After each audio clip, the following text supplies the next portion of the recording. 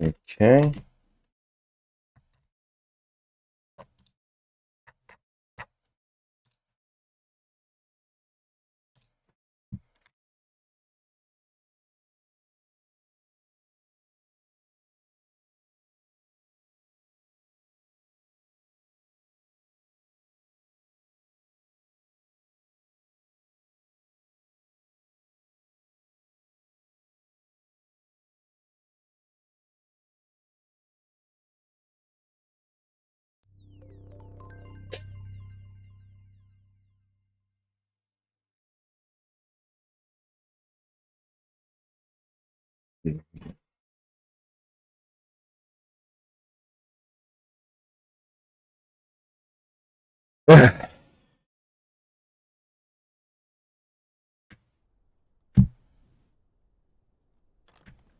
I trust this.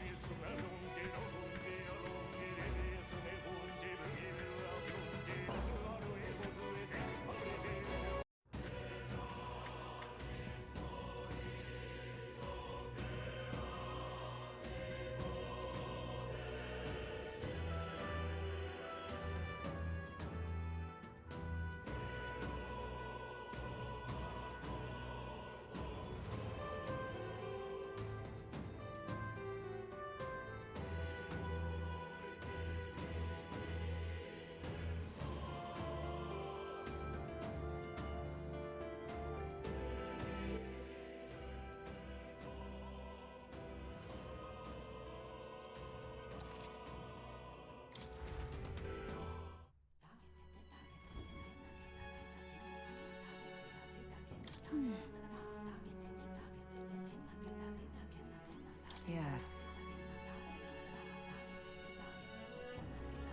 I beg your pardon, but... Well,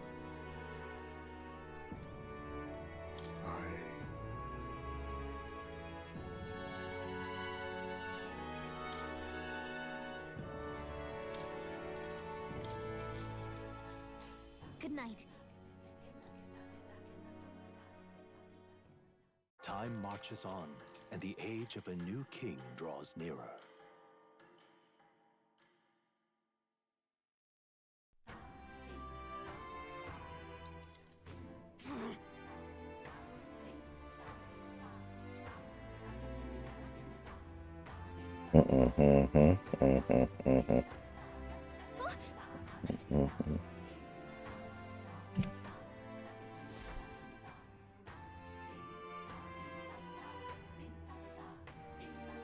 hold on.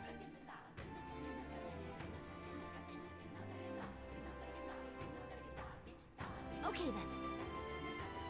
Right, dinner. $1.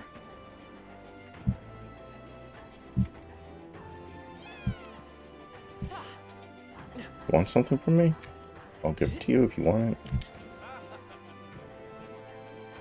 Fuck you, asshole. What do you want to do? Alright, let's get one more.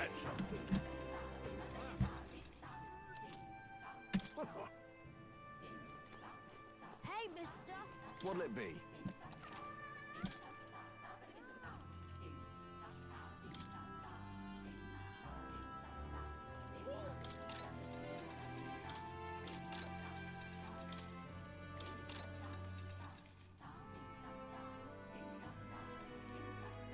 Oh my god, I don't have enough money for that.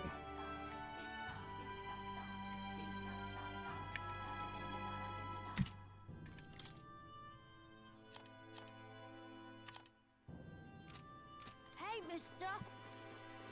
Oh, it's you! Can we talk? Goodbye now! Hey, mister! What'll it be?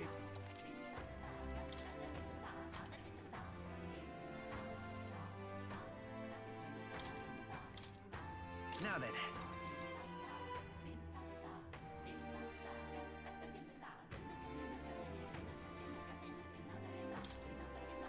Now then.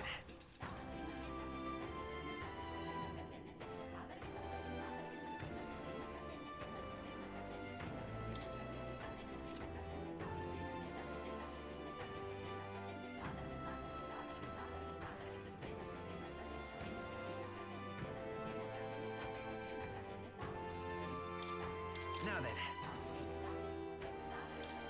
Now then.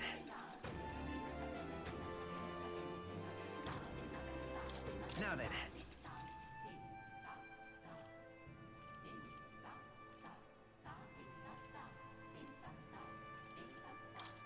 Now then.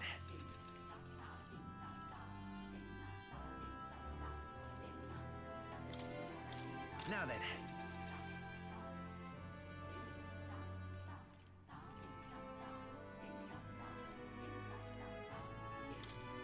Now then.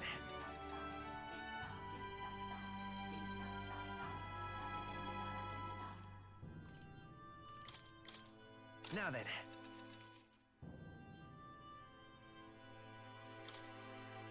Now then.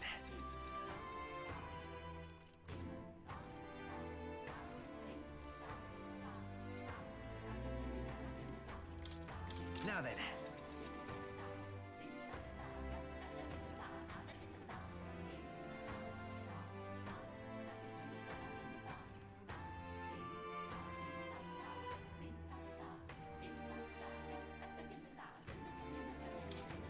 Now then.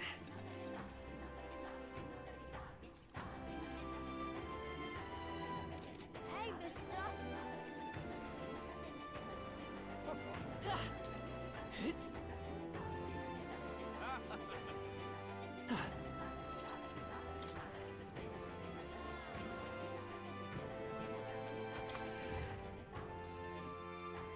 Hey.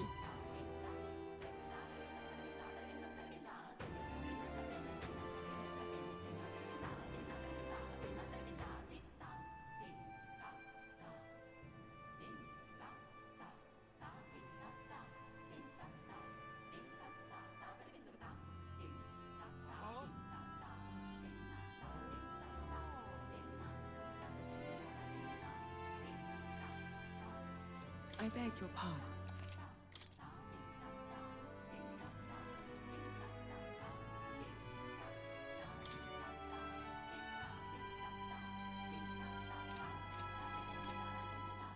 I beg your...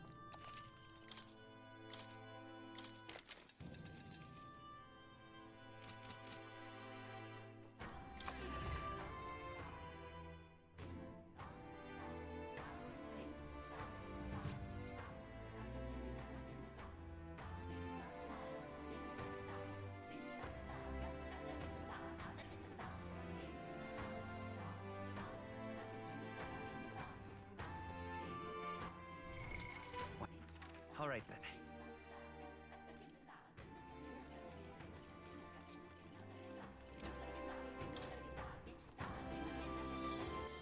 All right then.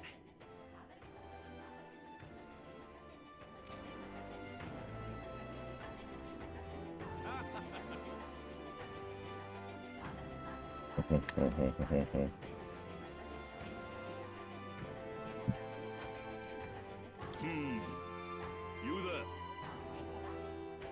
No.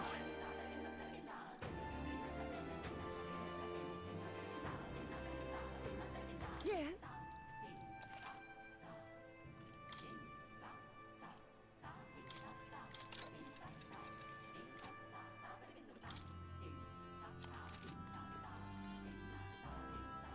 Oi!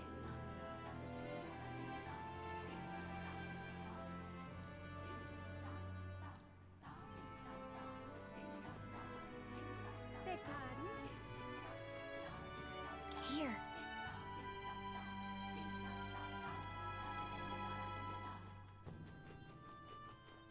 Aye.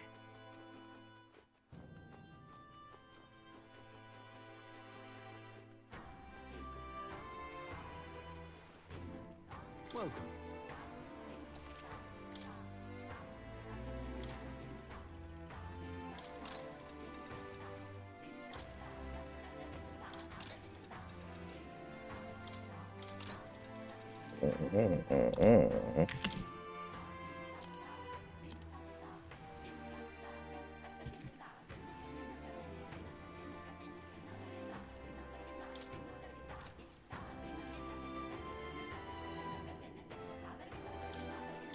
Now then. Now then.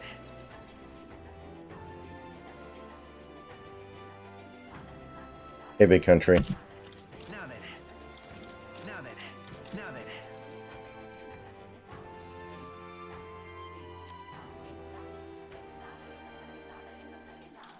Now then. Now then. Now then.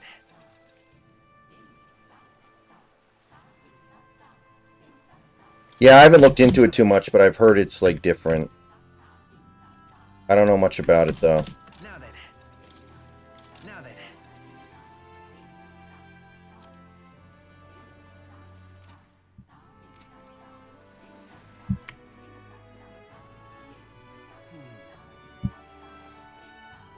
Boy there.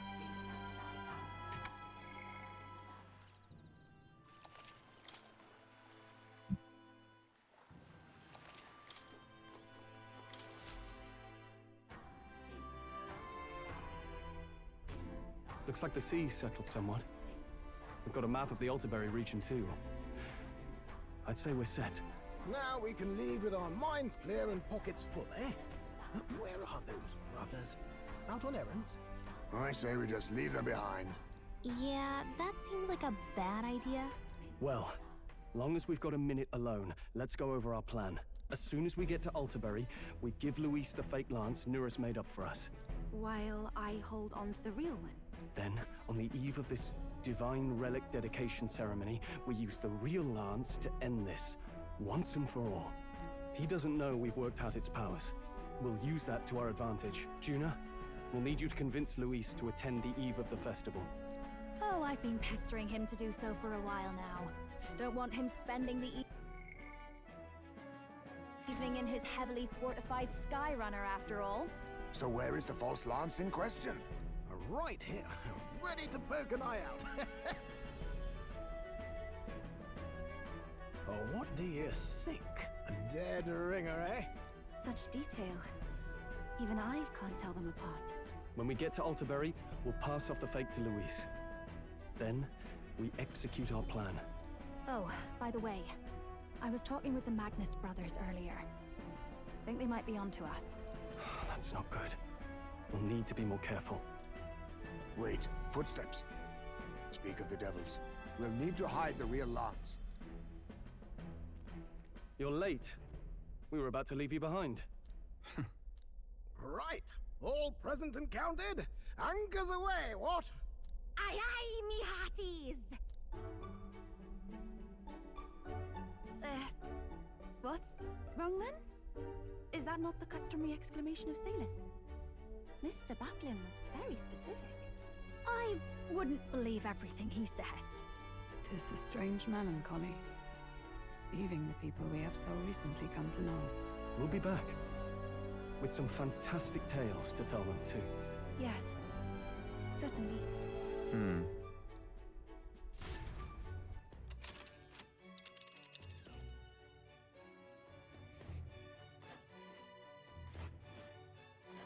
This is Altaberry Heights. We'll make faster progress back on land.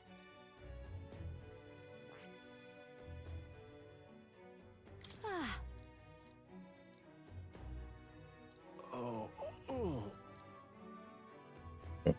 Ha-ha! Tally-ho then!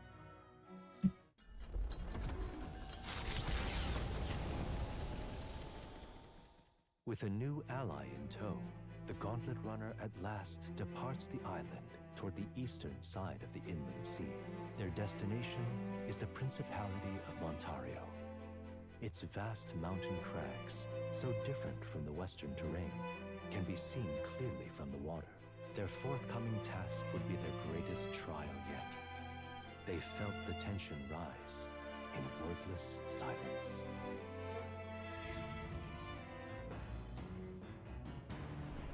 Indeed.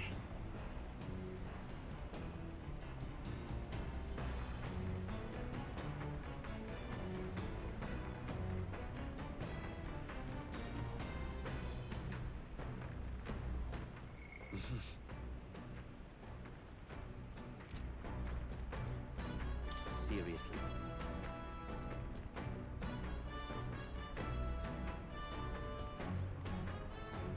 You.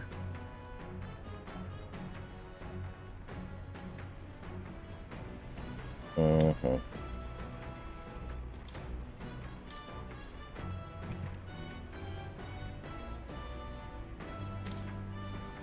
Let's check.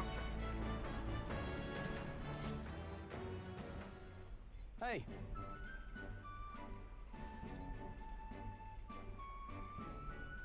Well...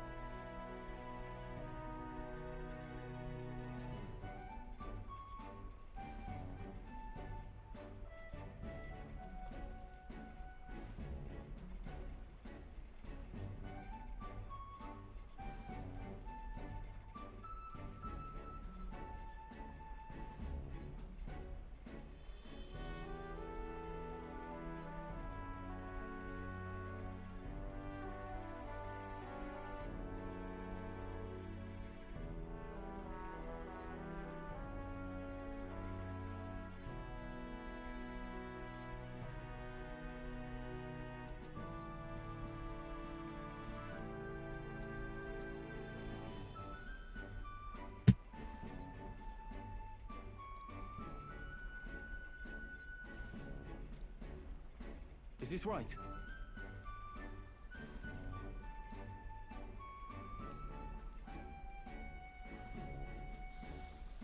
Speaking of...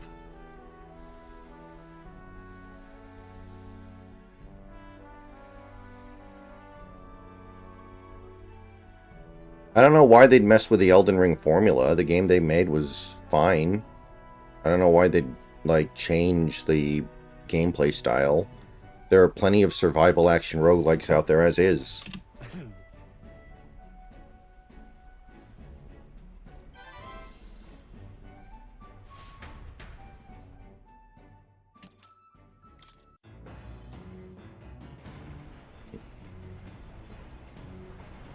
Mm-hmm.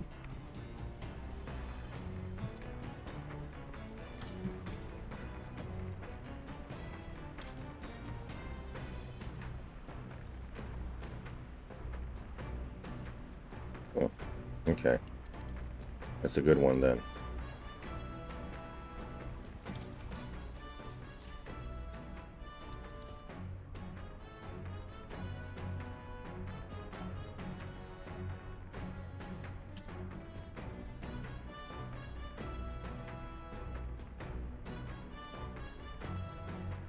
I think they've already kind of said they're never going to make a sequel to Bloodborne. I think they've already kind of committed themselves to that pretty hard.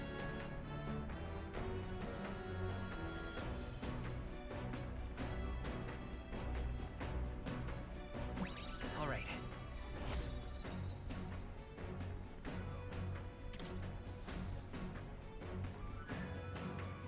The Gauntlet Runner arrives at Cliffshade Camp, just as the current ideal for their cover. It works both ways. You know, I mean, that Bears game is intimidating. That's a road game in Chicago on Christmas on a Thursday. Like, that's actually not fun at all. There's nothing fun about that game. I'm not excited for it. Indeed.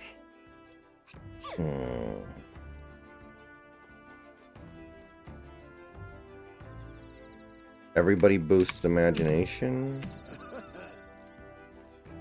Yes. Yes.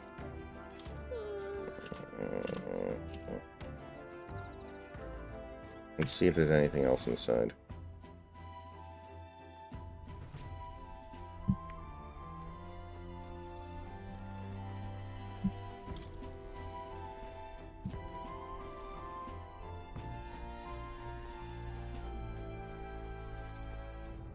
Well then.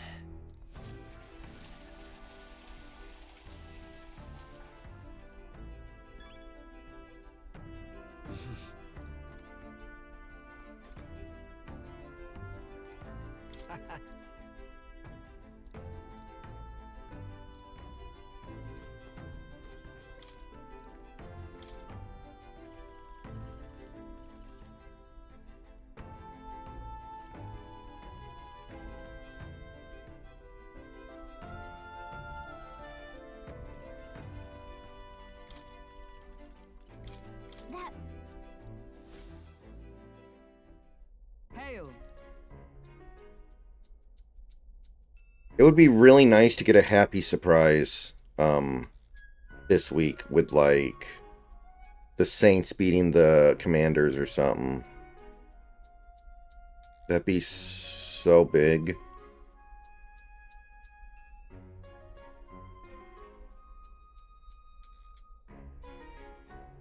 We really need the Chargers to beat the Buccaneers to keep the back door open a little bit. But I think we're going to get that one. That's... Hmm?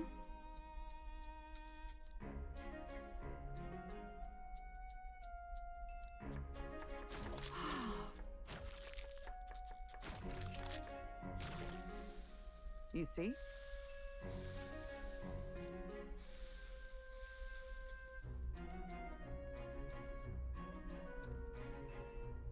All right.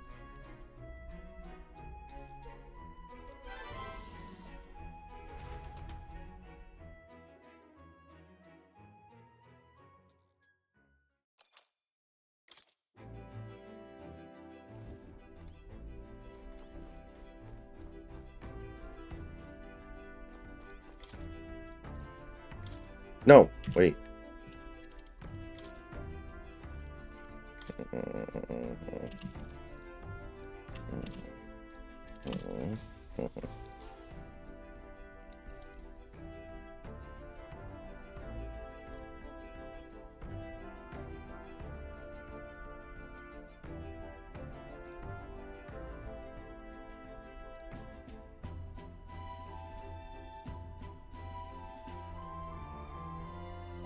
All right.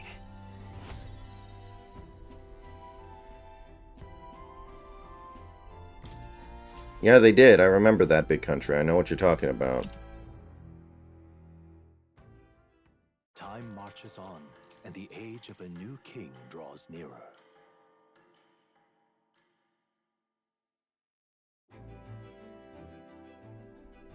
It would seem that...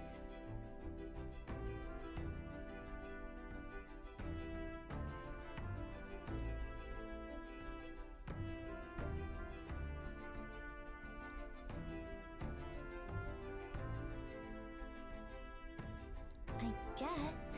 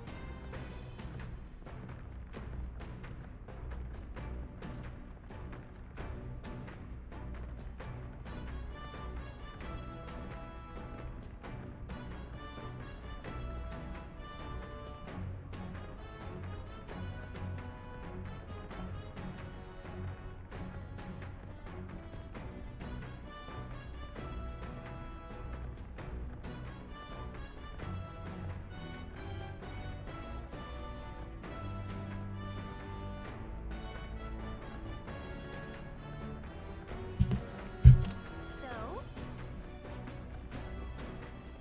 If the Jets beat the Rams next week, ugh, I'm popping bottles.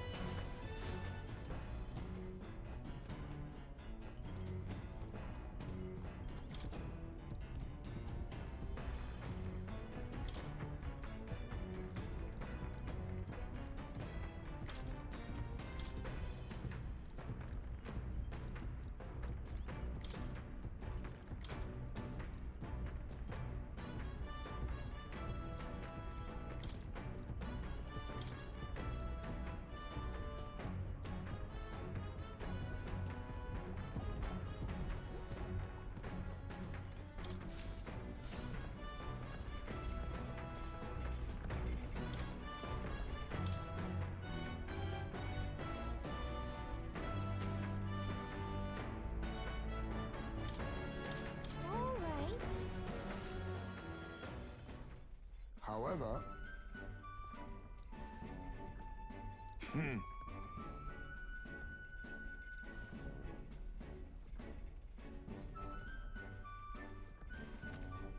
Look!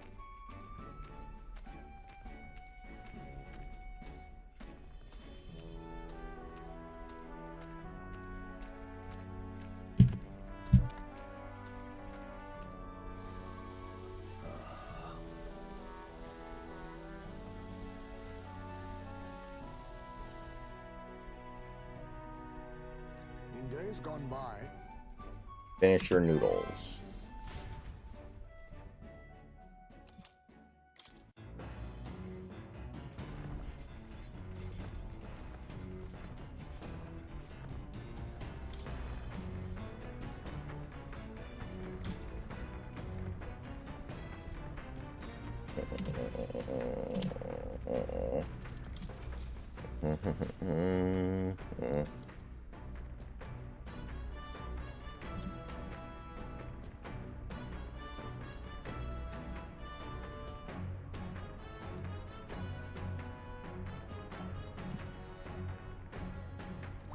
Now then.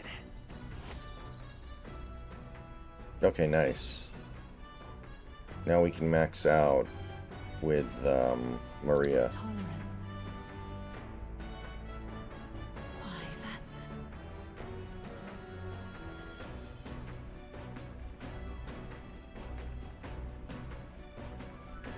All right. Hey, Austin.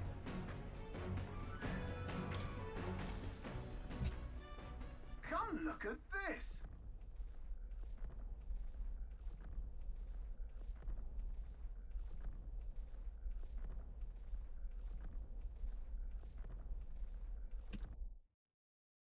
The Gauntlet Runner makes a short stop in front of Colorodeo Cliff, a bluff so tremendous it fills one's vision.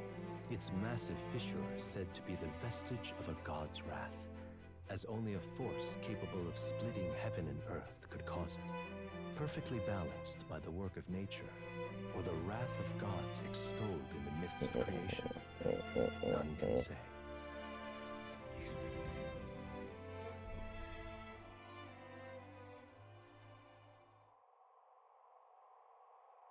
Whoa.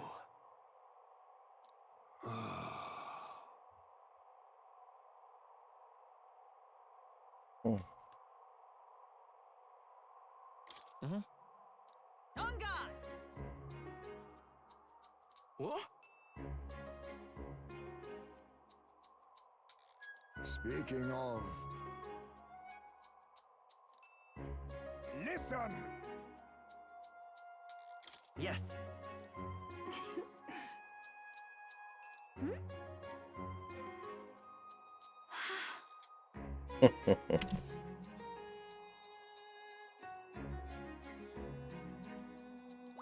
All right.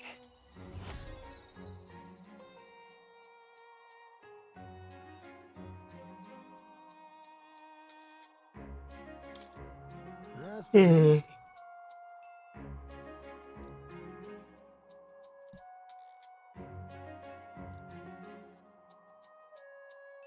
Bombs away!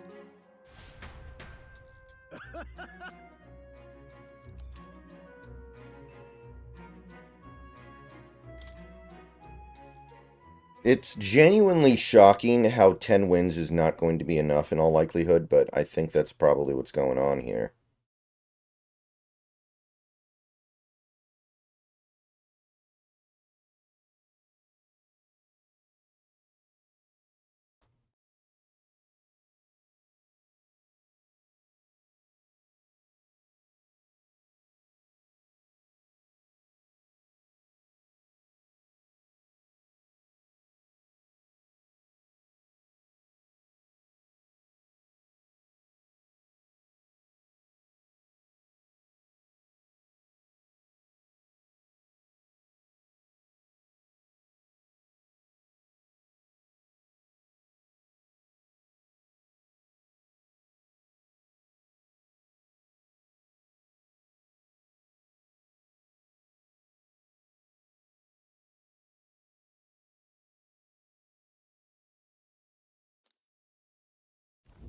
The Gauntlet Runner stops amidst rocky terrain as twilight envelops the wilderness. The twinkling lights are not to await the dawn in comfort.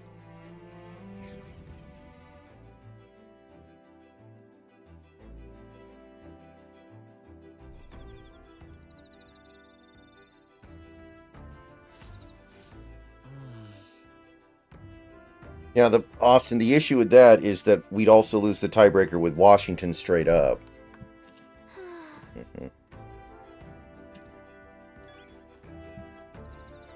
So I'm not overly confident that that's going to be enough. We need Washington to, like, crash and burn here. We need Washington to lose to, like, Dallas or something.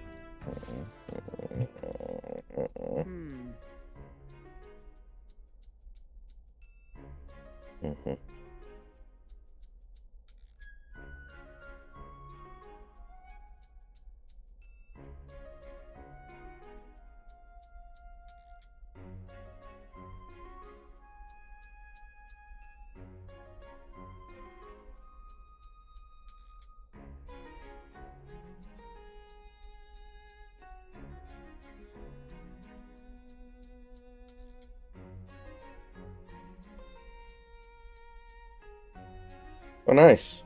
I just realized I did make the playoffs in my fantasy league. And I'm in a coin flip matchup, and he's already burned one of his players. Or his defense. He had the Niners defense, so that's not bad.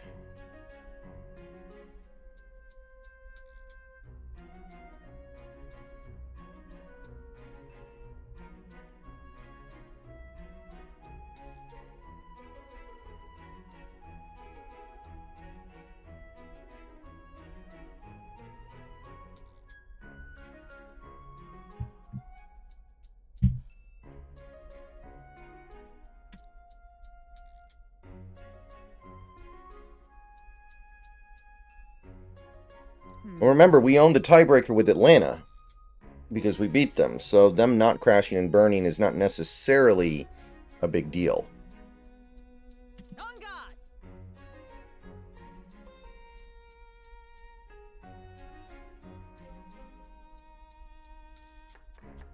Ah, goodness.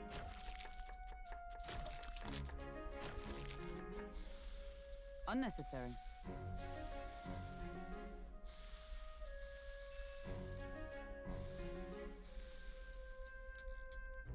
Your thoughts?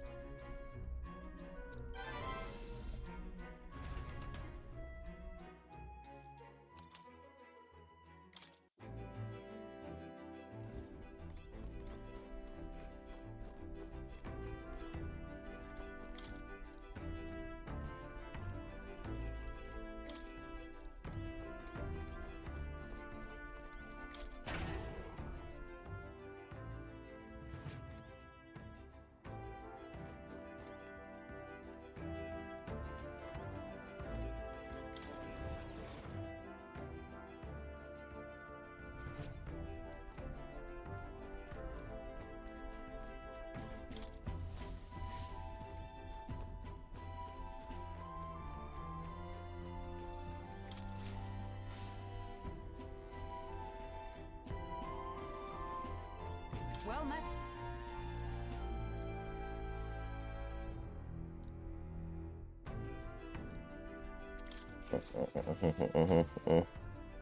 Magnificent.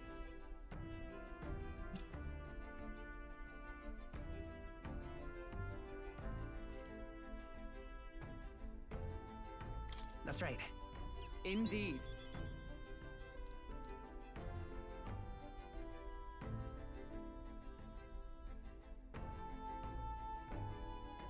So what you're saying is this all comes back to us losing to the Giants. Or losing head-to-head to the Rams, I guess.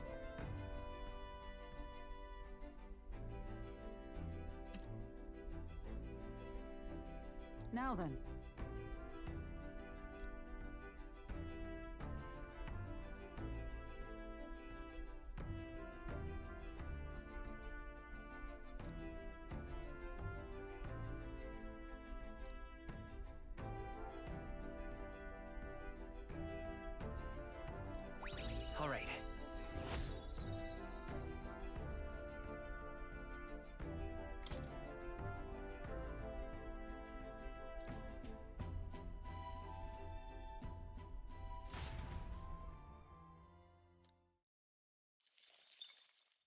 Time marches on, and the age of a new king draws nearer.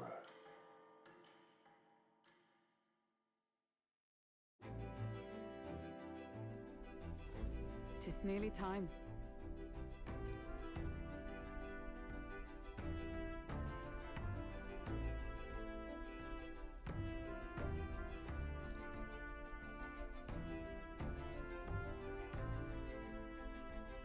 Got it?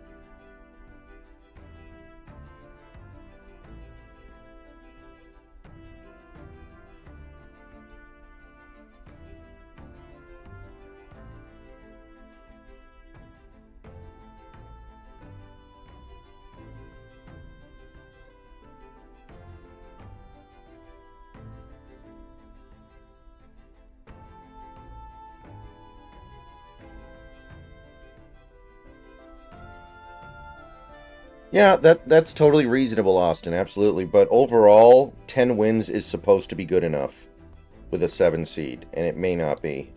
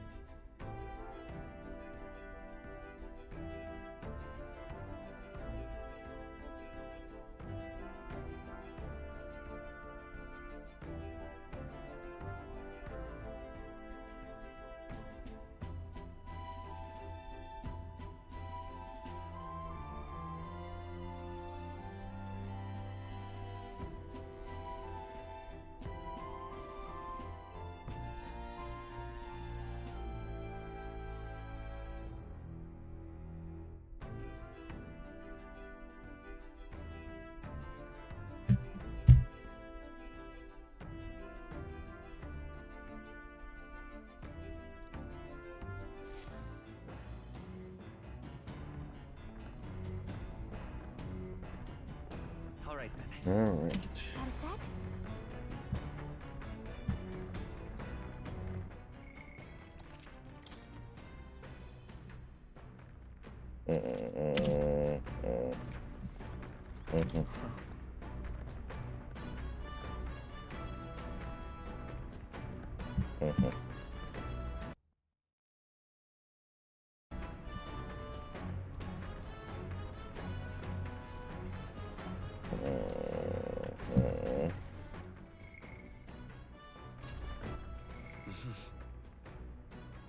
Tolerance, wisdom.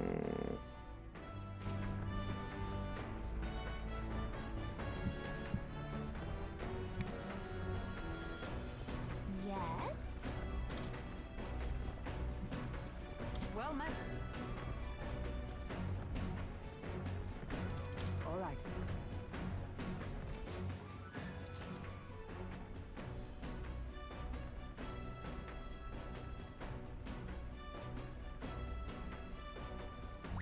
All right.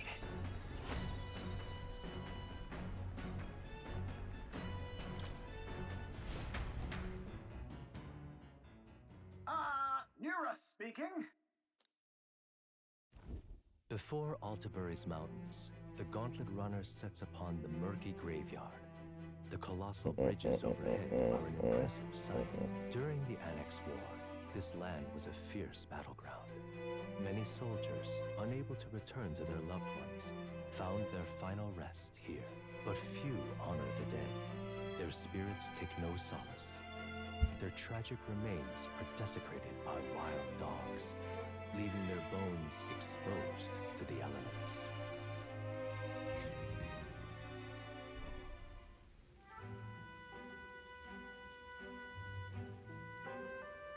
Just look at it.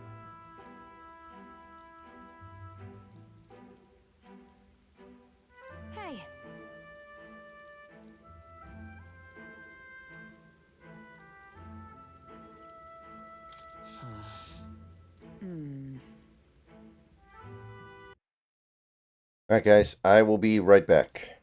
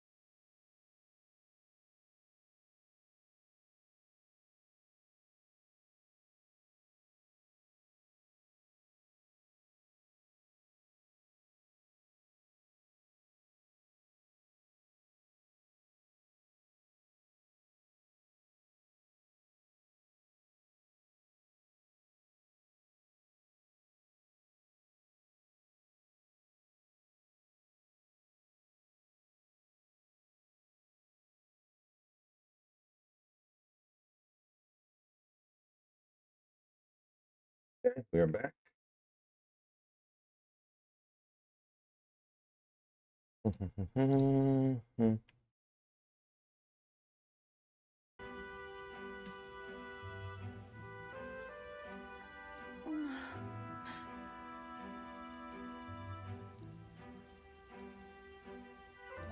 All right.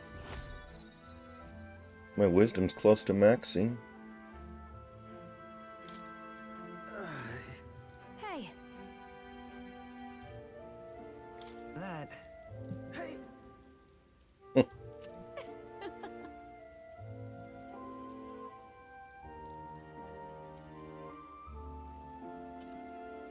Well then,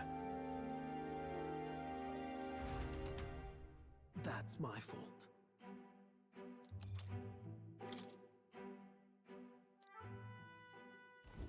Altabury Heights, capital of the Principality of Mont. The mountain path leading to the city begins near the coastline, but few gauntlet runners can those who complete the arduous climb. But what awaits the party there is no.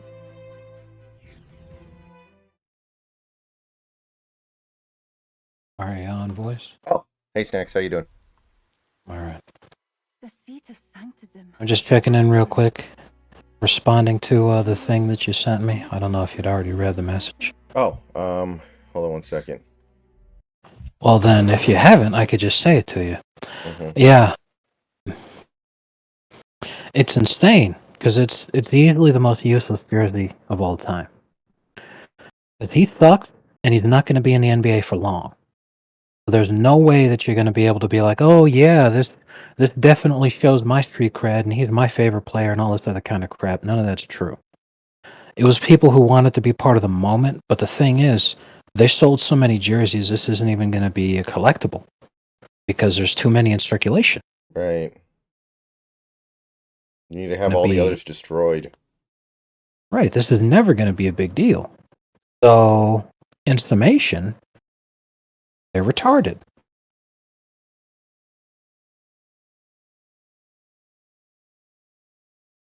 Pretty severely retarded, too. Like, I don't know what the fuck these people were thinking.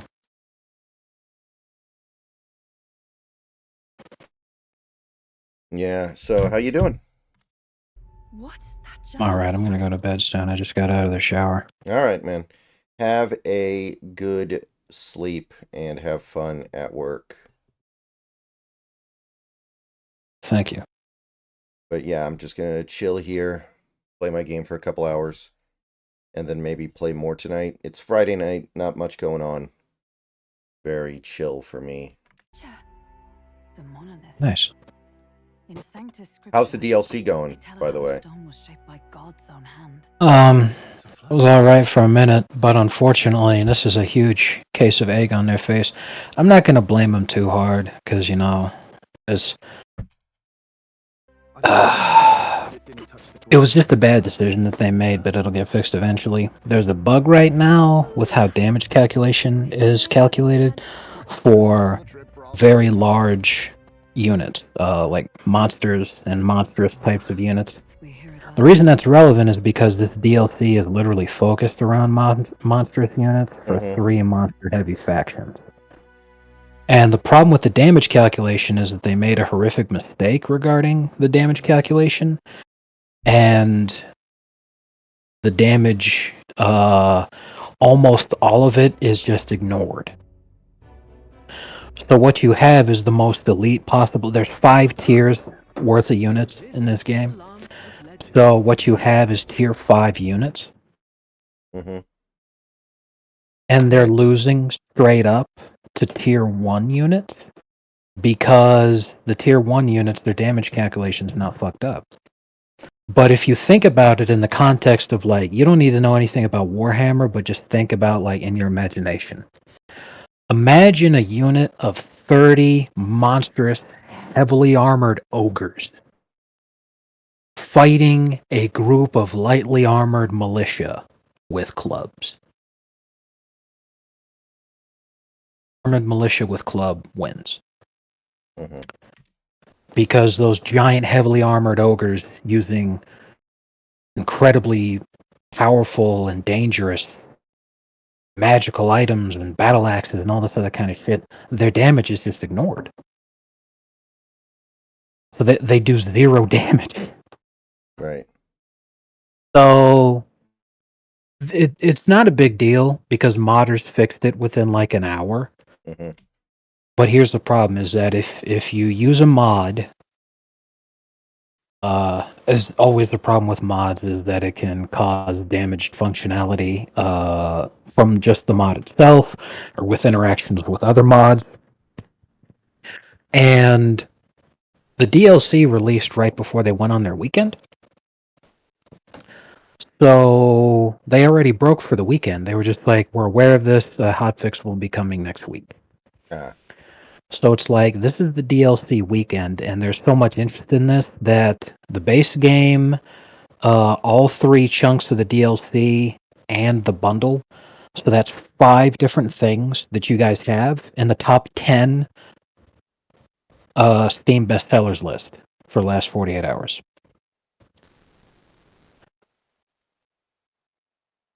On release weekend, why on earth would you just break for the weekend? Especially when it's something that is so easy to fix that modders took care of it in an hour. Really? So it's a horrible look for the company, and a lot of people are really pissed because the literal selling point for the DLC itself is genuinely it's useless. So a lot of people are pretty upset. I can see that. That's too bad, but it's pretty common in video games these days. Yeah, everyone's pissed because like usually release day is on a Tuesday, and if they had just done that again, then they'd be fine. Mm-hmm. Because it would have been during their work week when they were very focused on fixing stuff, so they would have been able to fix it by now already. Mm-hmm.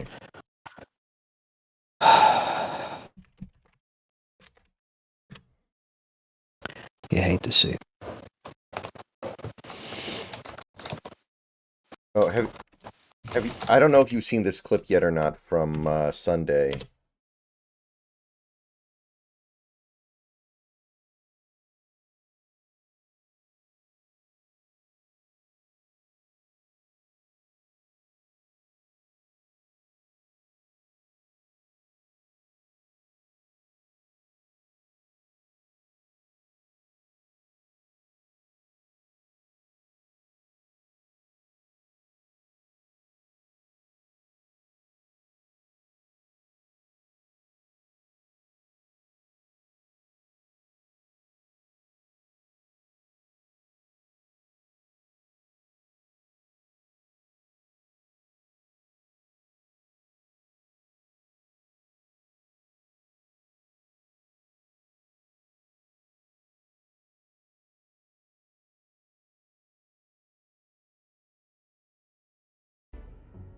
I am called Euphazia, priestess of the island. For personal reasons, I Oh. joined them on their journey. How? How is that even possible? Like, if you lose track of the ball, shouldn't you just be looking at, like, what the guy you're defending is looking at? Yeah. That's like what I would do if I was out there. I mean, hell, I always thought that if you straight up lost track of where the ball was at, that now what you're going to do is you're going to be playing the man you're defending, not the ball. You would think. So if you've straight up lost track of the ball, then just sit on the fucking receiver. It's one of the What the funniest hell was plays he? ever. Yeah, I don't even know what the hell he was thinking. Like, because like I'm watching him, and he's running his route initially, and he turns back and he looks and he sees that he's completely lost his man. His man is wide open out there, so if the throw is made, he's already screwed. So he starts running after him, and then he looks back at the quarterback to see if he's thrown the ball yet. He does it again, And then he randomly switches positions and starts running out to the sideline, which in the process of him doing that, he whips his head around and he looked at the man he's supposed to be defending as he did that. It does not And make a he lot just of wasn't sense. looking. And then as he's running out to the sideline for no reason, he turns back around like, "Oh no, what am I doing?" And then he just falls down. That is wow.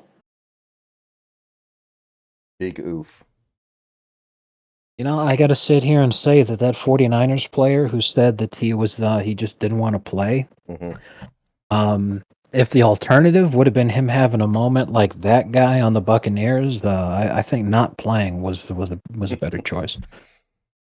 Yeah, well, the thing is, if you're going to do that, you got to retire. You got to go all the way. You can't just say, I don't feel like playing. You got to pull Avante Davis and just retire in the middle of the game. You got to go all the way. Yeah,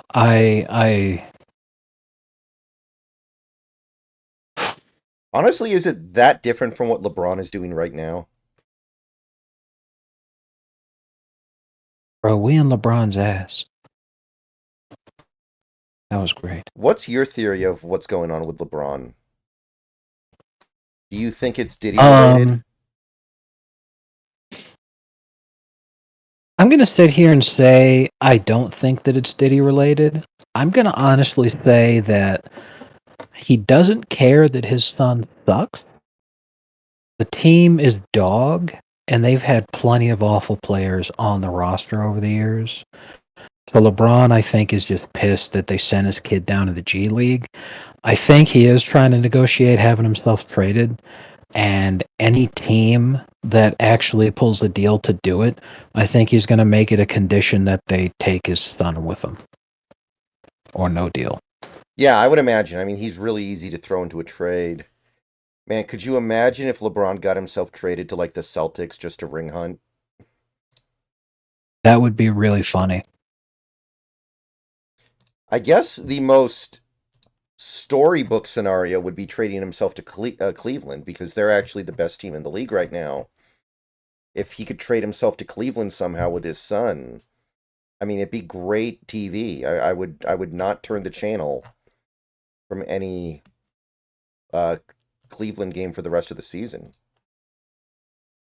Hey, speaking of which, the Heat have come back from being they were under 500 when they lost to the Celtics, but since that loss to the Celtics, they haven't lost.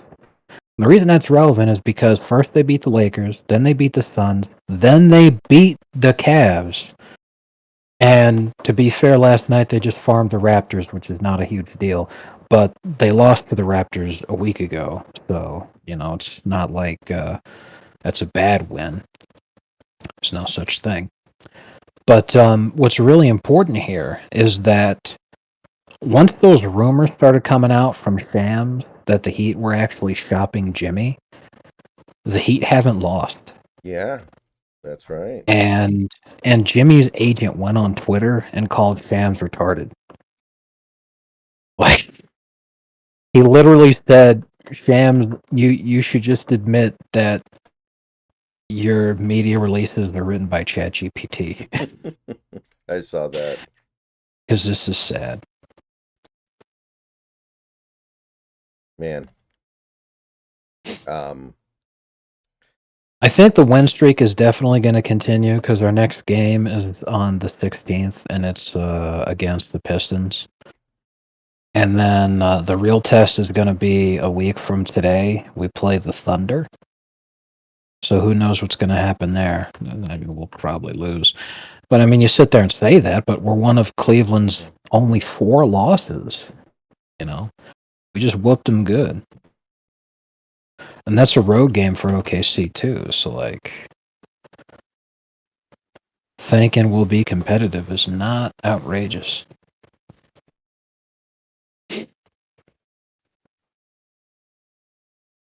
Raymond? I'm looking at LeBron's numbers. Like, he's still clearly worthy of starting in the NBA, but it is definitely different now. It's not that it's definitely feels like there's a clear drop off that we hadn't seen before this season. Ugh. Wow. 23 points a game averaged is the lowest that he's had since his rookie year. And I think he's averaging more turnovers per game than he ever has. It's very close. In the 2018 season, he averaged 4.2. Mm-hmm. This season, he's averaging 4.1. So it's still his second worst season of all time, turnover-wise. And people would sit there and say that he's distributing more, so that's, blah, blah, blah. But, I think his shooting percentages are down a little bit, too, so it's not like he's hyper efficient. yes, this is the first season since his first year with the Lakers that he shot under 500, or under 50%, rather. Mm-hmm. And you remember how awful that roster was his first year there. Right. That was awful. As far as his three-point shooting goes, it's not terrible. It's 36%. And I say that it's not terrible because 2 seasons ago he was at 32%. Yeah, that's decent. So, it's not the worst of his career. But it's a massive drop-off because last season he was at 41%. Yeah, last season, he picked his shots a lot better. And I just don't know what the hell he's doing out there. I think he's forcing it. The NBA is expected to expand in 2027, so presumably it would be officially announced like next year or maybe 2026. And then they would, punch it in exactly how they're going to expand. But the thing is, NBA is starting to kind of lose money. Yes. I saw this thing that apparently every other sports league is seeing record viewership, but the NBA's viewership is crashing. So maybe they're going to have to scale back. I don't know, but the league right now is not where it needs to be. That doesn't surprise me, and it's Silver's fault. You know that it's Silver's fault because he's making all these changes to the league to try to make it more internationally appealing by making it as much like soccer as he can.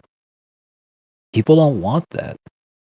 So they're losing viewership because, no one cares about this in-season tournament bullshit. So, this is a total joke. Why are you doing this? And then they lose viewership. You're exactly correct. If fucking baseball is gaining viewers and the NBA is hemorrhaging viewers, that is not a good sign. So yeah, I don't know what the fuck he's thinking. As far as the expansion goes, I think it would be a really easy guess. You'd add the Sonics back, and you'd give Vegas a team, and then just move New Orleans and Memphis to the Eastern Conference. Something like that, yeah, makes a lot of sense.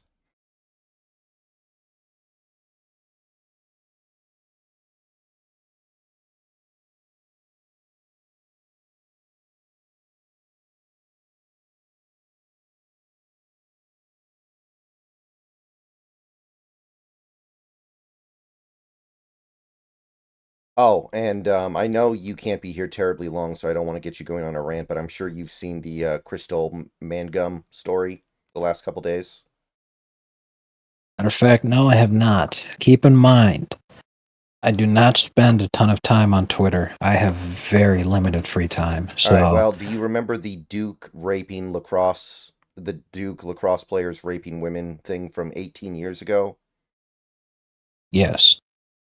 The accuser just admitted she made it up yesterday. That makes sense. Oh yeah. Yeah. Okay. Yeah, I've seen that picture a couple times. I just didn't read the thing because I just saw old black woman. I don't care. Mm-hmm. But that makes sense, because the Duke lacrosse case was very suspicious from the first place because the idea was that a black woman was gang raped by white dudes, which is next to impossible to even consider.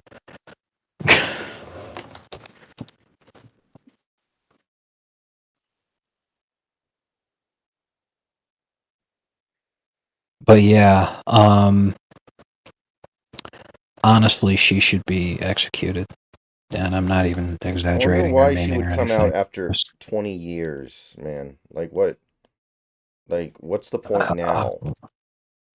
check. She's 46, which in black people age is like 90, so she's probably gonna die like any second now. Mm-hmm. So she's probably thinking, oh no, I'm gonna go to hell, aren't I? And the answer is yes.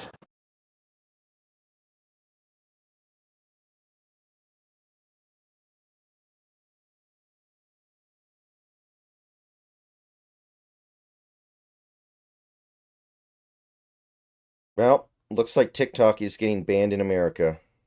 Looks like it's imminent. Why? What happened? The appeals court has rejected the TikTok request to temporarily halt the pending U.S. ban. Oh wow. Man, a lot of people in America are about to be very, very upset. The stupidest people, but people nevertheless. You know what's even funnier?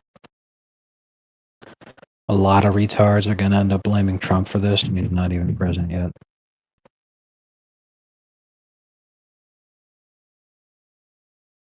Mm. You already know.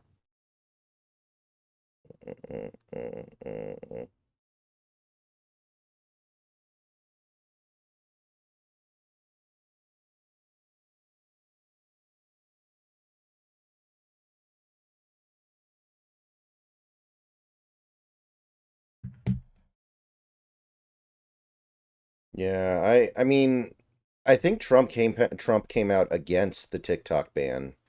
I don't think he's going to be particularly torn up about it, but I think he came out against it. I don't know. I'm definitely not going to be sad if it gets banned. Like, that shit is pretty pure, unadulterated brain rot. The only downside I could see is that what if it's a containment zone for idiots and it's just going to turn YouTube into TikTok Lite? Like, what if all the TikTokers just come back to YouTube? That would be a tragic downside. You do not detest me? Trump, a couple of days after he won the election, promised to save TikTok. Fully saying that Biden has made a horrific choice about banning TikTok. Let's see here. Why would Biden want to ban it, actually? I didn't even know that. When Trump was president last, a lot of people say that he wanted to ban the social media platform. But the thing is he was like, you know, this is a social media company that is owned by the Chinese government. So, you know, we should probably be taking a look at this thing. Right. Which is very fair. I don't have any complaint there. Yeah. But he didn't say that he wanted to ban it. He was like, so what we should do is, you know, talk to the folks, see if they'll make some changes, see if TikTok is willing to sell to a subsidiary that exists in the United States so that they can be subject to U.S. regulatory laws. As a result, you know, they're still subsidiaries, so you're still making the same money, but now it's that if you hadn't conducted your business the way that we wanted you to here, we could actually effectively punish you. And to anybody who thinks that that's insanely shitty, keep in mind that the European Union has proposed the exact same thing to Twitter in the European Union. Because there are a bunch of leftists running the government over there. They don't like Elon owning Twitter. The same way that here in the United States, Trump, when he was in office, did not like the Chinese owning TikTok. But Biden's the one who actually moved forward in an effort to ban TikTok because of the amount of anti-Israel content that was on TikTok, which upset the Biden administration, who are the ones who actually run the country, because Biden doesn't do anything himself. And that happens to be the most Jewish presidential administration in the history of the country. So no one should really be surprised about any of that. Mm-hmm.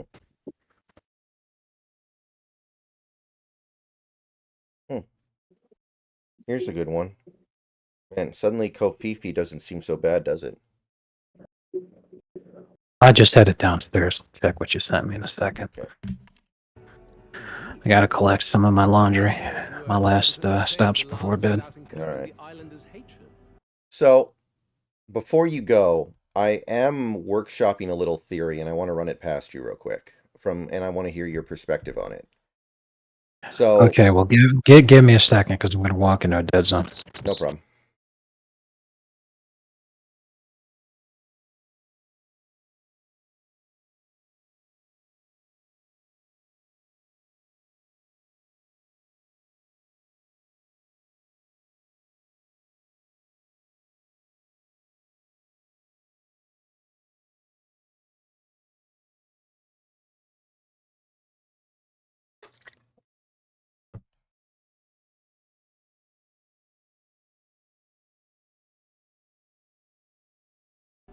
Quite a feat, now that I know it to be true. Well done. At last, it seems that even fate has abandoned Fortin. Thanks to you, I was spared the effort of sifting through ashes to find this. If the islanders could Joker, can you hear me? Yeah, I can hear you. My next call. All right, go ahead. So, after the election was over, immediately after the election was over, the sentiment that I saw from a lot of people on the left was some version of, how can so many people vote for him after he refused to accept the results of the 2020 election? You know, they didn't understand it. How could so many people vote for him after January 6th? And it kind of got me thinking, do you think that actually made him more popular and actually made him get more votes? The fact that he did what he did in 2020 and 2021.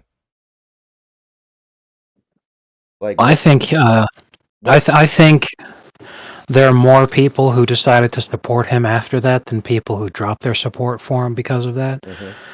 Because there are a lot of people in this country who like admire when you stick to your guns, even if they think that you're wrong. Yeah, I was thinking, like, what if we're looking at this whole thing backwards?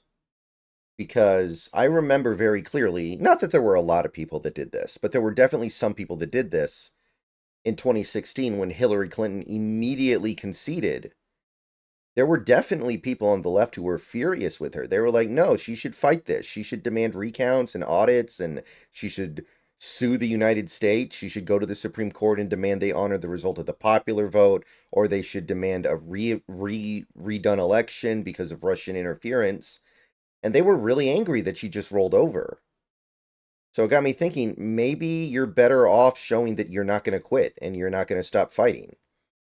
Maybe that's actually something that benefits you in the eyes of the general public. If you do things the way that Trump did, yes. If you do things the way that, well, not necessarily that Hillary did because she just gave up, like you said, but as was suggested, saying let's have a do-over because of Russian interference. Let's discard these results and do another election. That would have led down a path that would have been very, very bad. So right. Yeah, because like Hillary's way of going about things over the last 8 years has been, I got screwed, but I'm not going to do anything about it. Right? Like she said many times, she thinks the 2016 election was bullshit. But she's like, well, I'm not going to do anything about it, but I think it was bullshit. Like, if you're going to say it's bullshit, maybe you're better off fighting until you can't fight anymore.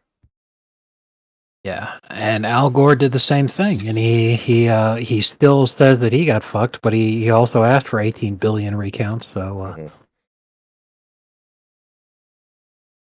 Or like, Stacey Abrams. Stacey Abrams said very clearly that she thought she got screwed in 2018, but she also didn't do anything about it.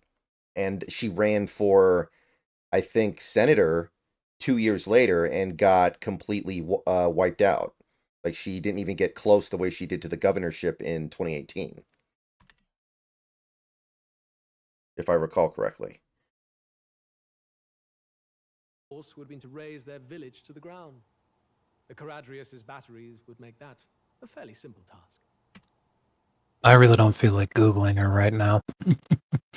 I hear you. But I do remember she ran for something after losing the governorship and getting wiped out pretty bad. Let me see if I can find it here.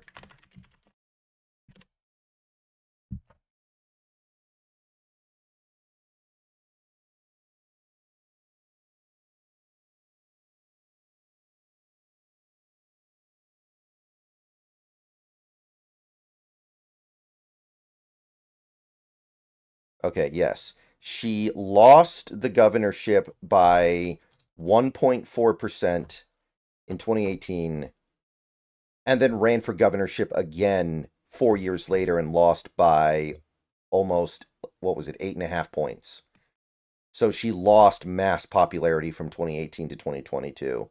Maybe because she did the whole election denialism thing, but didn't actually fight it in any meaningful way. Maybe that's the worst of both worlds.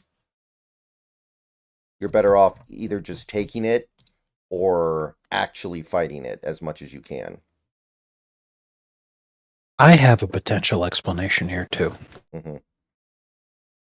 What if the reason that they were so surprised by it is because election denialism is poison for Democrats, but not for Republicans? Because the people of the United States actually believe that a Republican got fucked, but they don't believe that a Democrat got fucked. I can see that. That the people of the United States sit there and think, you know what? If you're a Democrat and you lose with everything that you have going on in your favor, you deserve to lose and you're shit. You suck and you're awful. But if you're a Republican and you lose, you know what? There's actually a really good chance that you just got fucked over. Yeah, the issue with that is the country is so partisan, you would think those would be split pretty evenly along partisan lines. Where Republicans would think Republicans get fucked and Democrats think Democrats get fucked. But it doesn't seem like it because there's been a lot of polling after this election where like 70% of Democrats think that Kamala lost a fair election. Whereas I remember 4 years ago, it was like 20% of Republicans thought Trump lost a fair election. So you might be onto something there too. It also just be that when you lose, people can see that it was fucking legitimate.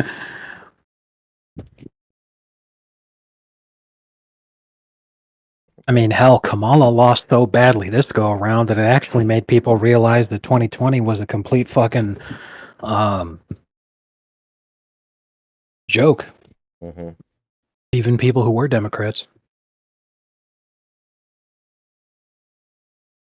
They're like, my God, you're right. And I mean, even the people who don't, they're like, man, it wasn't even worth winning in 2020. Like, that's a sentiment I've seen a lot of. Definitely.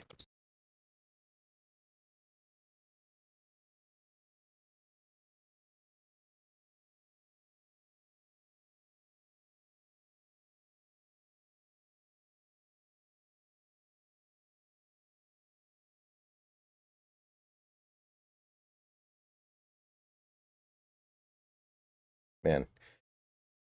I know you haven't been on X a lot lately, but everybody right now is freaking out about Trump saying that he's not sure if he can get the cost of groceries down because it's really hard to get the price of groceries down, and everyone's like shitting their pants about how, oh, he lied. And like, it's very obvious he's talking about deflation, and deflation is almost impossible.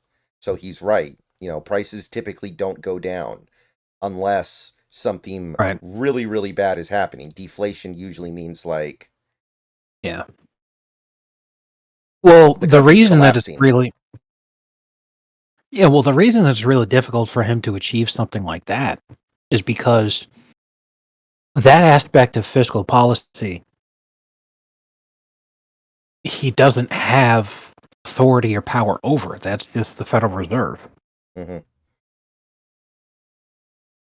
And the Federal Reserve has made it very clear that if he even attempted to fire Jerome, that they're not gonna do that. They're gonna fight him.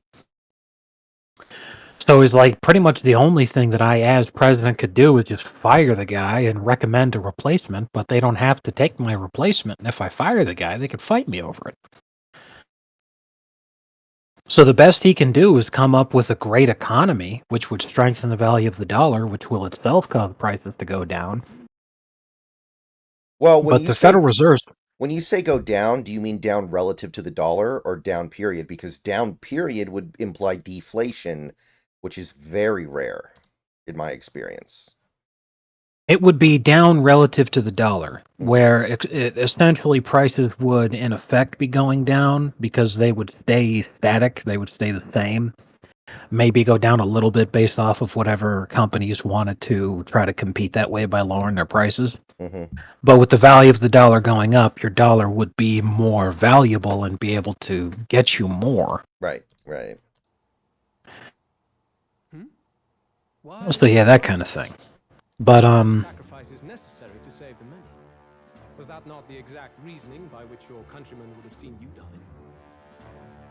even if he had succeeded at doing that and getting the value of the dollar to go up, there's no guarantee that that would be fixing things and keeping things going in the right direction, because the Federal Reserve's fiscal policy is still that some inflation every single year, year after year, is good. They want to keep it at quote-unquote manageable levels, but their concept is that inflation goes up because you increase the money supply, but increasing the money supply enables you to loan out more money, which creates a more dynamic economy. Right. I vehemently disagree with this, but it's way too late for any other system to be adopted because the United States economy is built with debt as its foundation. So, no, yeah, way too late on that one. But Thank you for your hard work in spite of your wound. Take care of yourselves.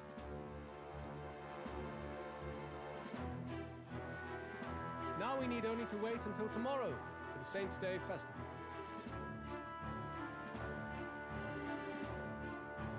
The whole event will be held over 2 days at the Opera House. The first day is the eve of the festival, and I'm scheduled to sing. Hope you're looking forward to it. Oh yeah, Dota. That happened to Nancy Pelosi, I think today. She fell down the stairs. It would be pretty wild if Mitch McConnell and Nancy Pelosi both went out sad in the same week.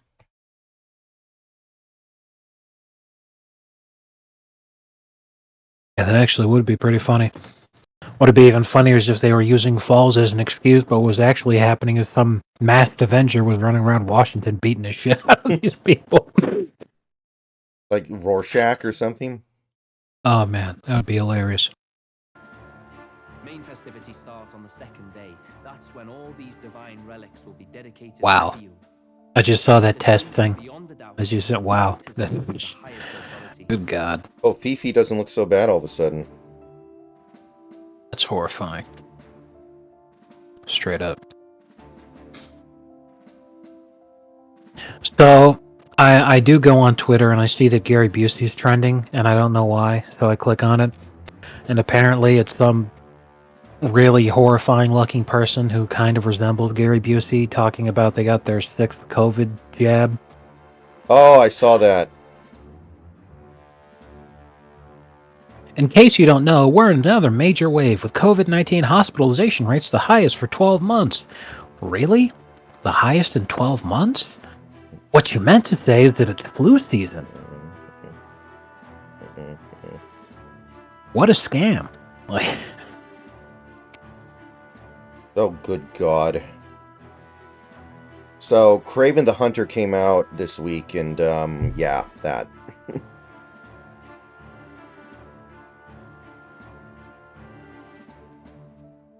But he was always a guy wearing a suit. He wasn't a mutant. Yeah, he looks like fucking the Thing from the shitty Fantastic Four movies from 20 years ago. Hey, Rick. Wow.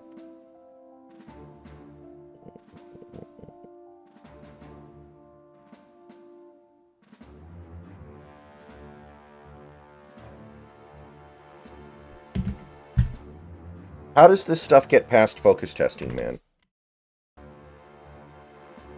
Oh no. All kind of daft though, isn't it? If they were that confident in their scriptures, you'd think they wouldn't have to bother with all that. This is where Fortin dies. He and Sanctism itself. At the very least, it's worth giving him a memorable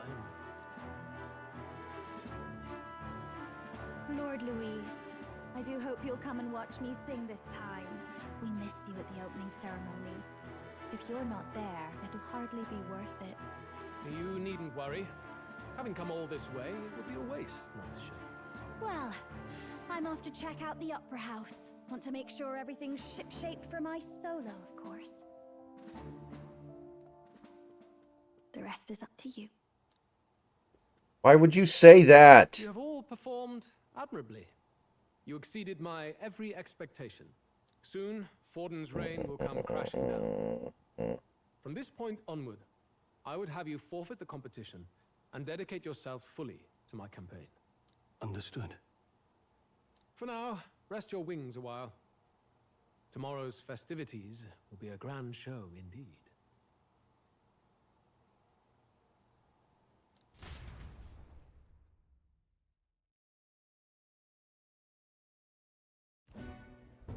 It seems the land's passed muster. Eurus is a peerless craftsman, if not else.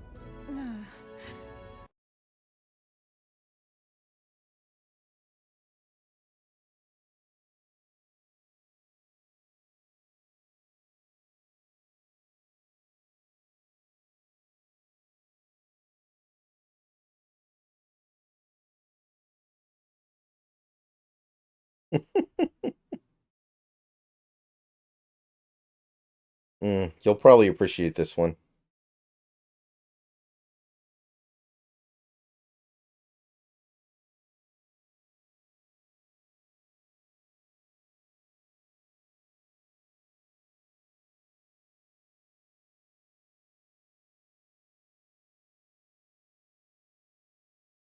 Wow.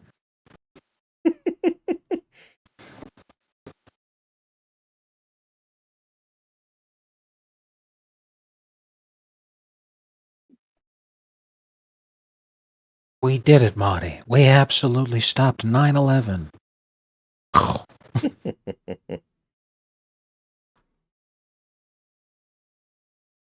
So, I don't know if you've been following this at all, but I guess Pete Hegseth said that he got accepted into West Point when he was younger and decided not to go. So somebody at West Point said that he never got accepted into West Point, and Pete Hegseth actually had to dig out his acceptance letter from like 25 years ago or whatever and post it to prove it. And everyone's trying to figure out why West Point was lying. But if he didn't save that piece of paper, this never would have been resolved. Yeah, I'll give you 3 guesses, why West Point would lie. Mm-hmm. Right. That Democrats have controlled the White House for 12 of the last 16 years, and they've been doing everything that they can to fill every conceivable open spot and vacancy in the government from the top down with communists. So it was literally a gamble where it's a reasonable gamble to make. What are the odds that the guy would hold on to his West Point acceptance letter if he didn't go? So yeah, you just sit there and say, no, you didn't. It's all like, here's the problem though, is like, this is what it's like being on the right versus being on the left.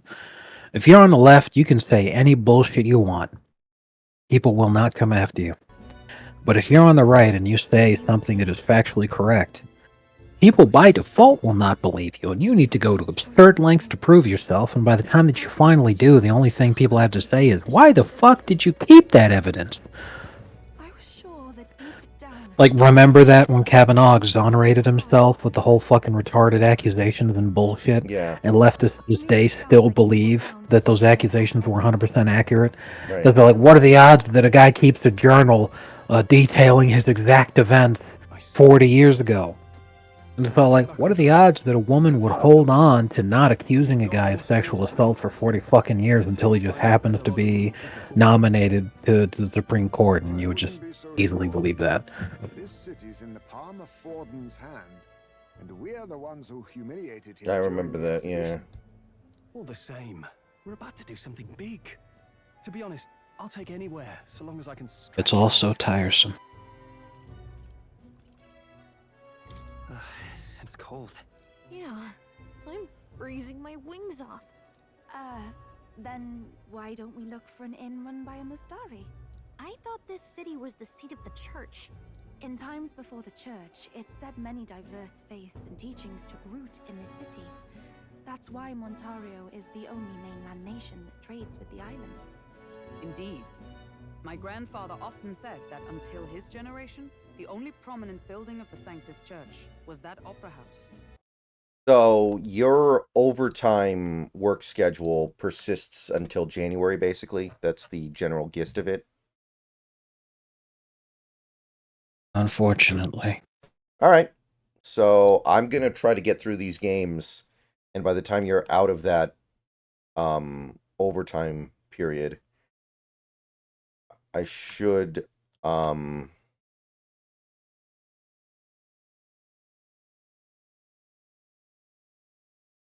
be ready to do American Truck Simulator, which should be really fun.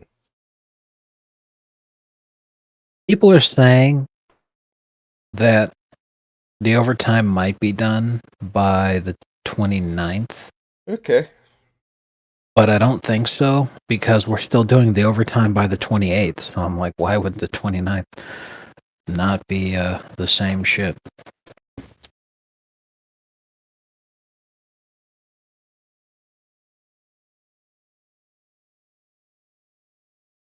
Yeah, I know you said you had the option to continue to work overtime in January, but you don't think you're going to take that? Yeah, because they call it voluntary extra time. You can just always sign up for it anytime you want. They just say, hey, there's a new shift available.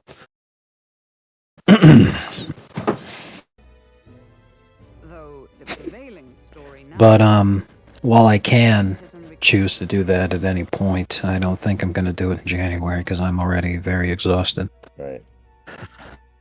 This land from I hear you. Either way, I'm certain there should be quite a few Mustari who feign conversion and live in seclusion.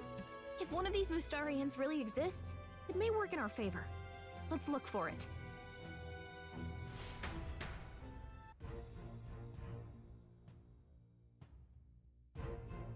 Speaking of...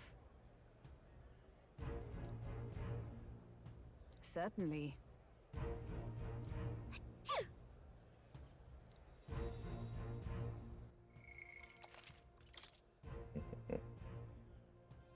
What getting no pussy does to an MFer.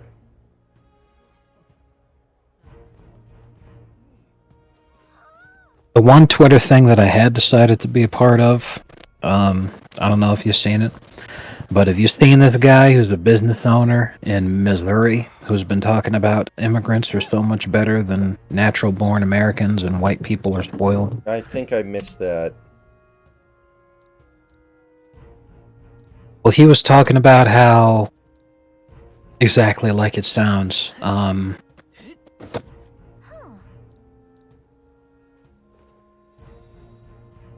what the hell? Oh, jeez. Well, anyway,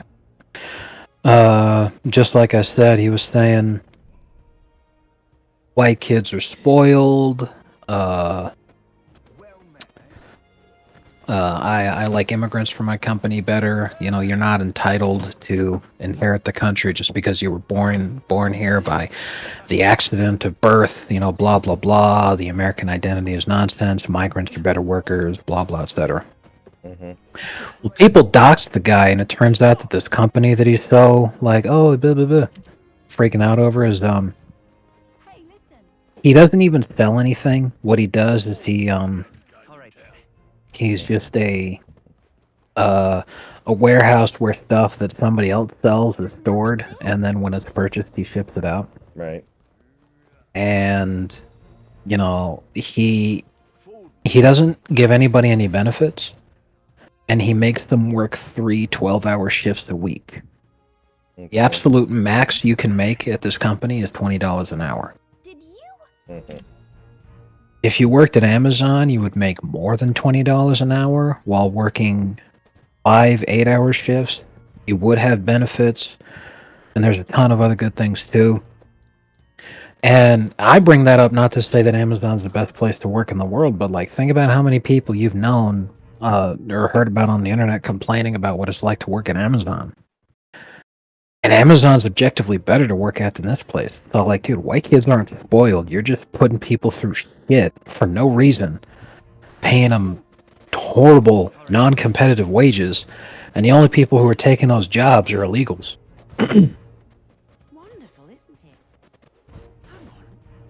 But yeah, this guy's a total piece of shit. Every single time. Like, literally, bro, 3 12-hour shifts a week. And he's like, you can make even more if you're motivated because there's no limit to the extra shifts you can pick up. It's like, dude, imagine working 5 12s a week. Yeah, maybe if you're in your 20s, I guess.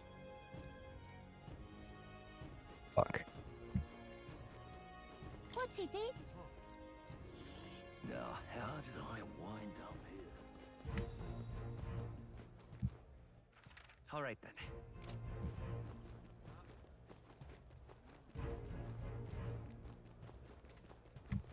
Oh, crepes. This place.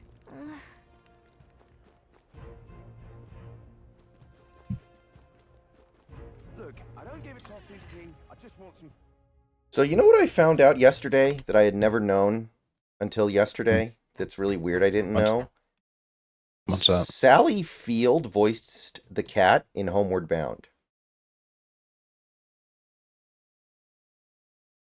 I did not know that either. How about that? I don't know why I didn't realize it, but I did not.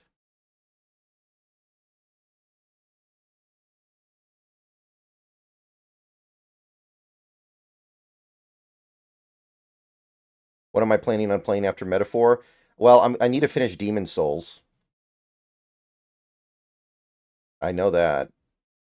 And then after that, I'm probably going to do American Truck Simulator with Snacks a lot. What would you like? Yay. I got some other things I'm going to do, like I've got the Pikmin 1 plus 2, Pikmin 2 dual pack on Switch, which is going to be fun because I've never played Pikmin. At least not really. Yeah.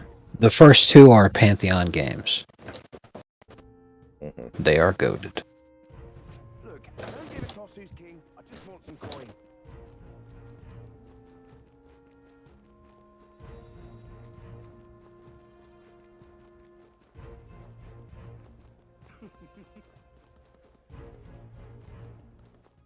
Alright, I'll be right back.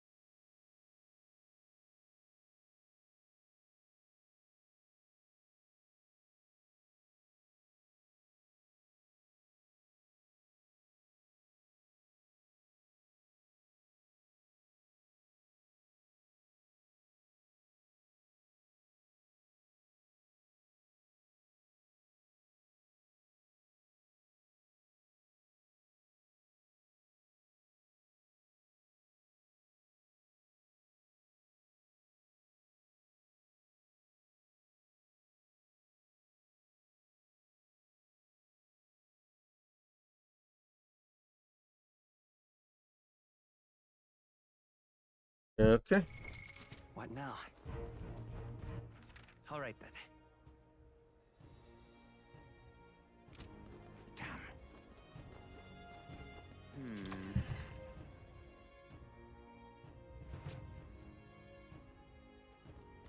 Greetings.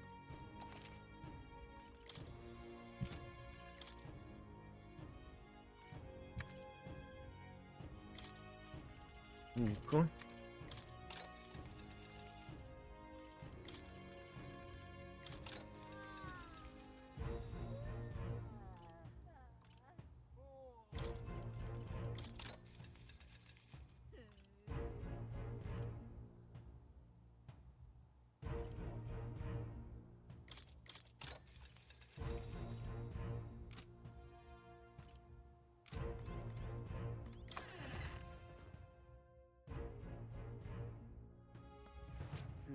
I give free blowjobs to people who smile at me.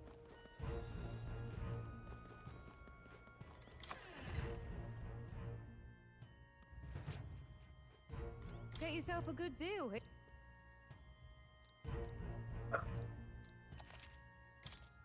Oh. Oh, God. Oh, nice.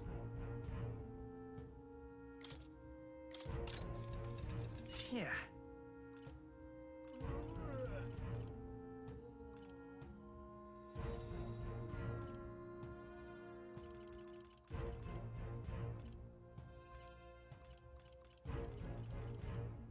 Like, the Windsprite Katana is the only thing here that really helps me significantly.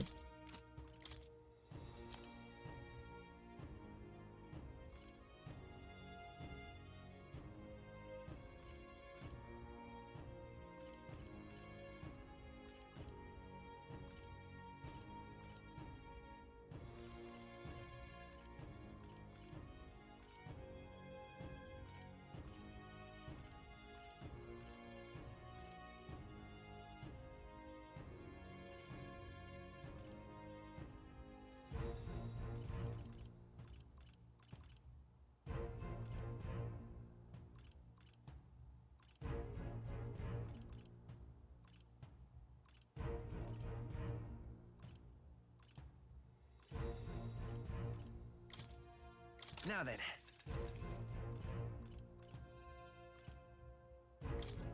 Now then.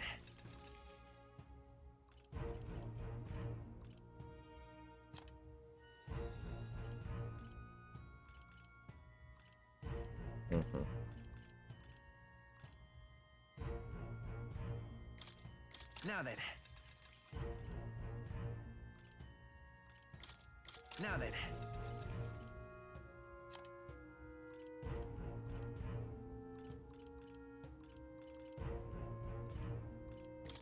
Now then. Now then.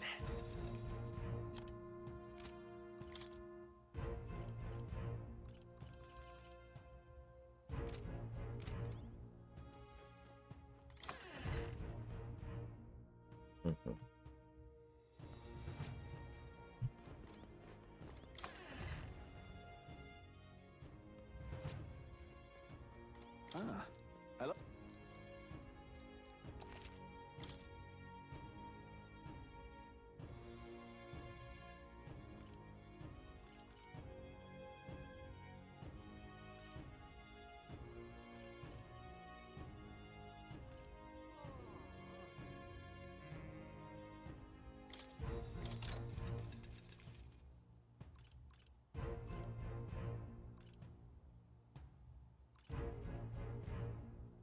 Good.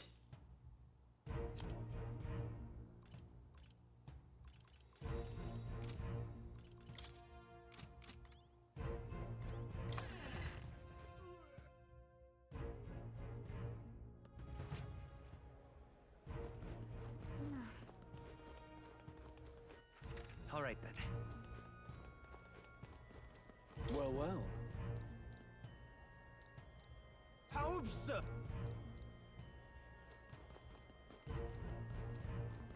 Hold tight the crown. You there! Hang on.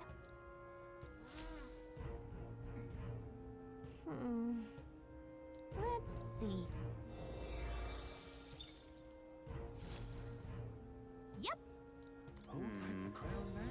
Where's my head? Is that me? Doesn't really look like me. I'll take the crown now. Alright. You're not serious. Oh my!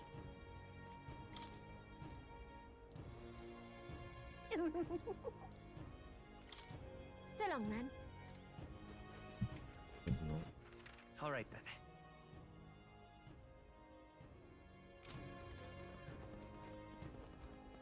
Oh, grand. Hello there.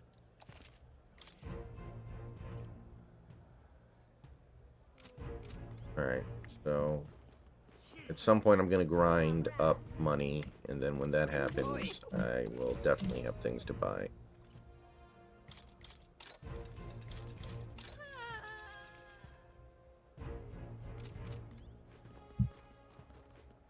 Oh, grand. Oh, grand. Hello there. Yeah, mate. Well then.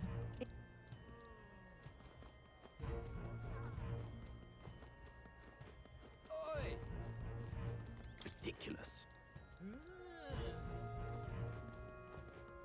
Now what am I to do, little? Huh? Oh. Oi!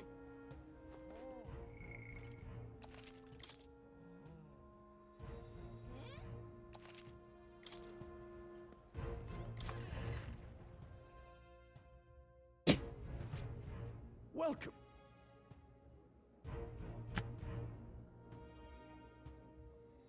Wait. A band of youths with a knight and a Ujif.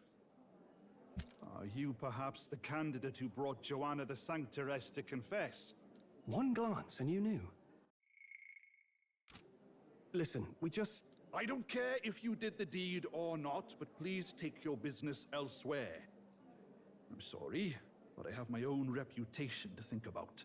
You follow Sanctism's teachings? You? A Mastari who wears no mask? I'm Euphazia. I'm the priestess of Verga.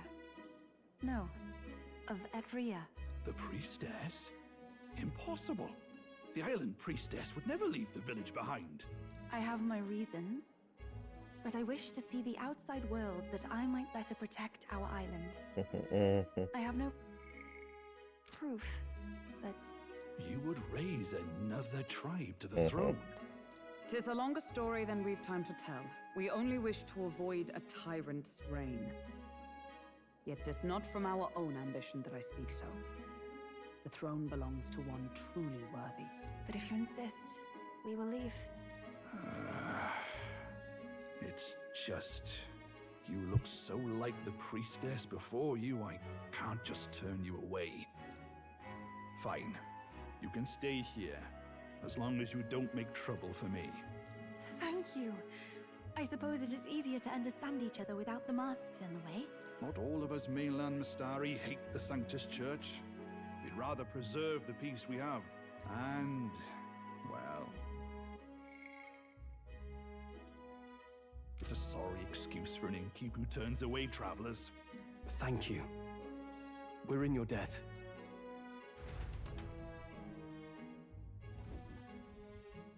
Oh, look, they've got food and booze here too.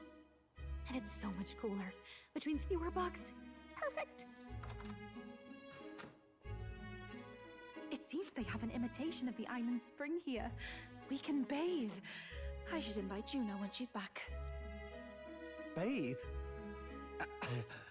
You'd be mad to hope a hot spring replica could take the edge off this chill. Cold or not, there's nothing more refreshing than bathing. Would you care to join us? I should think not. For reasons too numerous to count. Why? Anyway, strategy meeting. Let's get on with it. So we seek to assassinate Luis. A difficult task. But you look to have an idea. Let's have it. First, the when. Under normal circumstances, We'd want to get him on the move. Maybe walking through a crowd while he's got less guards. That would be the plan. But unfortunately, that'd only work if he was someone with common sense. Someone without combat ability. Or someone who'd want to avoid collateral damage. And that isn't Luis. Worst case, he uses civilians as shields while more of his personal guard catch up. And things go sideways before we can get it done. But once he's inside the Opera House, he'll have a security detail at his beck and call. Even if we can sneak in, getting to him. If we can't target him in transit, and we've practically zero chance of getting close to him, that leaves us with only one option.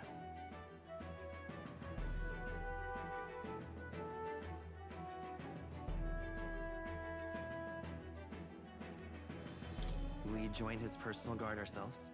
I considered that, but it might be tricky. We can't guarantee he'd allow it, and besides... The real lance is overflowing with Magla. It would be a dangerous gamble to keep it on hand. That sort of power is easily noticed.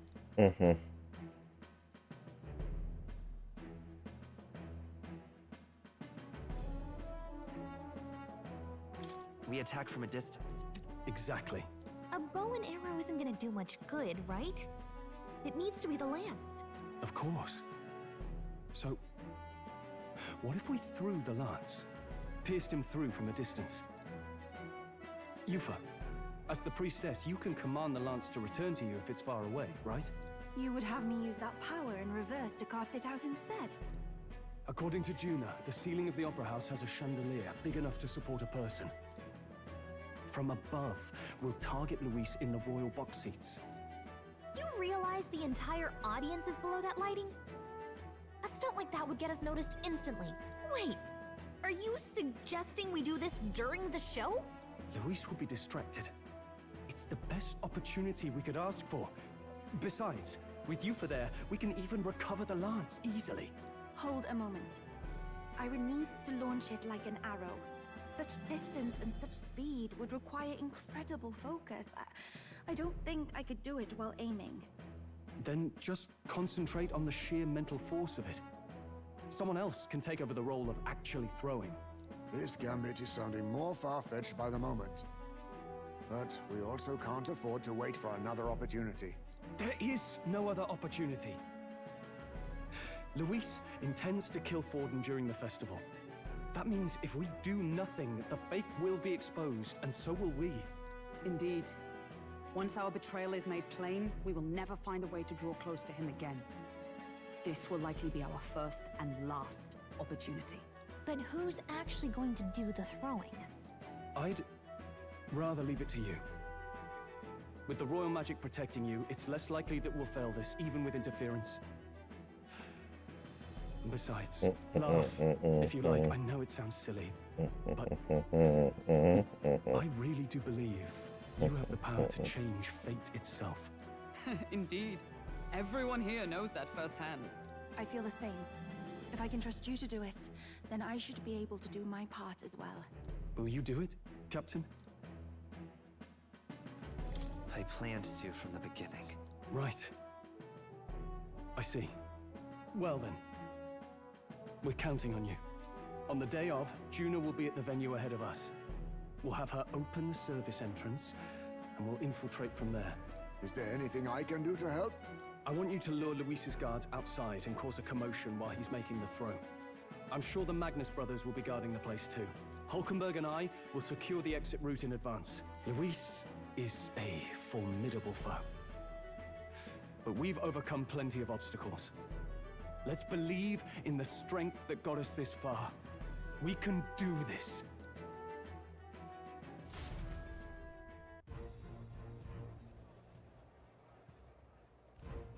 Don't worry about it.